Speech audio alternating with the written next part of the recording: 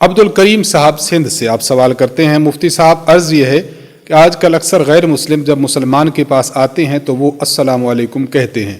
کیا ہم مسلمان اس غیر مسلم کو وعلیکم السلام کا جواب دے سکتے ہیں یا نہیں؟ جواب دے کر ممنون فرمائیں، جزاک اللہ خیرا۔ صحیح بخاری حدیث نمبر 6258 میں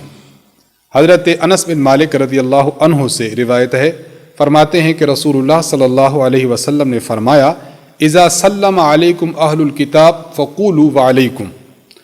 اہل کتاب یہودی یا عیسائی یعنی غیر مسلم جب تمہیں سلام کریں اور السلام علیکم کہیں تو اس کا جواب وعلیکم سے دو، یعنی اس کو پورا وعلیکم السلام ورحمۃ اللہ وبرکاتہ یہ الفاظ نہ کہو۔ اور اس کی بنیادی وجہ یہی ہے کہ وعلیکم السلام یا السلام علیکم کے جو سلام کرنے یا سلام کا جواب دینے کے جو الفاظ ہیں، یہ الفاظ صرف اور صرف مسلمانوں کے لیے ثابت ہیں، غیر مسلم کے لیے ان الفاظ کا استعمال کرنا جائز نہیں ہے۔ ہاں، جو سمپلی طور پر ہمارے جو روٹین وائز الفاظ ہوتے ہیں، آداب،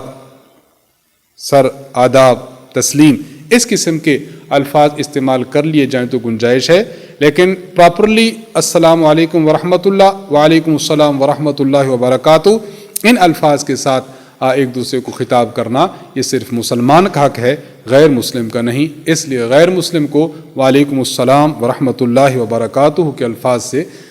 جواب دینے سے احتراز کرنا لازم ہے۔